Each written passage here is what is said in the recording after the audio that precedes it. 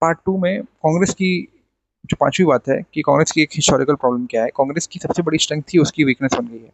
Congress historically जो है वो कैच ऑल पार्टी है कि जो हो तुम हो socialist capitalist, any person who is fitting to be working with the Congress can come इन।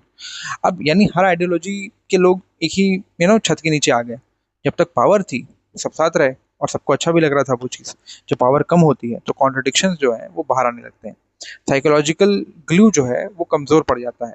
पैसा और इकोनॉमी इसको चलाती रहती है। छठी बात क्या है, बीच में भी स्प्लिट क्यों हो सकता है, और मैं इसका एक रीजन भी देना चाहता हूँ। और ये भी समझना जरूरी है क्योंकि कोई भी ऑर्गेनाइजेशन जो है परमानेंटली इम्यून नहीं होती है। अगर कभी आइडियोलॉजी वीक हो जाए या सक्सेशन क्राइसिस आ जाए या काडर को ट्रस्ट टूट जाए या रीजनल लीडर्स बहुत पावरफुल हो जाए, जो बीच बीच में अमित शाह जैसे लीडर्स को ये फेस करना भी पड़ता है। इसीलिए आप देखेंगे कि उनको चाणक्य बोला गया है कि जब ऐसी कोई खबरें आती हैं रीजनल लेवल पे, छोटे लेवल पे, पॉलिटिकल लेवल पे, तो अमित शाह सबसे पहले लीडर होते हैं जो वहां पे पहुंचते हैं और उस चीज को रेक्टिफाई करने का प्रयास करते हैं क्योंकि वो उस चीज की वैल्यू करते हैं। पटना में 15-20 दिन पहले ही वो आके पटना में रुके हुए थे, कोलकाता में भी वो 1 महीने से रुके हुए थे। ये सब जब होता है, जब वो तब इलेक्शन के पहले की बात है, मतलब इलेक्शन के 20 दिन पहले, 25 दिन पहले, 1 महीने पहले वो आके वहां पे उस जगह पे निरीक्षण करते हैं। किसी रीजनल जर्नलिस्ट ने ये बताया था कि जब उनको पता चला कि उनकी एक रिपोर्ट से कि यहाँ का टोला जो है वो उनको वोट नहीं करना चाहता है या यहाँ के लोग जो हैं वो उनसे खुश नहीं है, तो उन्होंने उसी रात 3-4 बजे उस रीजनल जर्नलिस्ट को बुलाया और उनके साथ 2 घंटे 3 घंटे बैठ के मीटिंग की और उनसे बात किया कि क्यों आपको ऐसा लगता है। और तब उन्होंने उस चीज़ को वहीं पे इन्विंसिबल तरीके से डिस्ट्रॉय करने का प्रयास किया।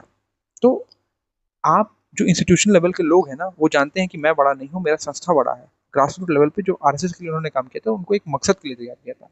It is same as Hitler के लिए काम करना, सोवियत यूनियन के लिए काम करना और उस मॉडल को पूरी तरीके से अपनाना, जिस मॉडल को आप कि जब आप अपने लिए लड़ रहे हो तो वो आपको एक हद तक पीछे पड़ सकते हो, आप किसी इंसान का पूजा कर सकते हो, पर जब आप एक मूवमेंट, एक बड़े कॉज के लिए जब लड़ाई करते हो तो आपके अंदर की जो इंसानियत है, आपका जो साइकोलॉजी है, वो बहुत बड़ा हिम्मत आपको देता है। जितनी बड़ी चीज को आप आइडियलाइज करते हो उतनी बड़ी आपके अंदर हिम्मत और पेशेंस और उसके लिए लॉयल्टी आती है।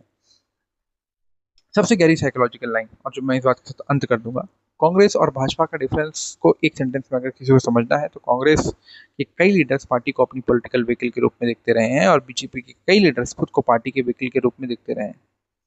तो ये मतलब ये एब्सोल्यूट ट्रुथ नहीं है, ऑफ कोर्स एक्सेप्शन दोनों की तरफ है। लेकिन अगर आप 50-60 साल के ऑर्गेनाइजेशनल पैटर्न्स देखेंगे तो ये साइकोलॉजिकल डिफरेंस सबसे ज़्यादा नजर आता है। और इसी वजह से कांग्रेस में अगर मुझे जगह नहीं मिली तो मैं अलग हो जाऊंगा वाली टेंडेंसी ज़्यादा दिखती है।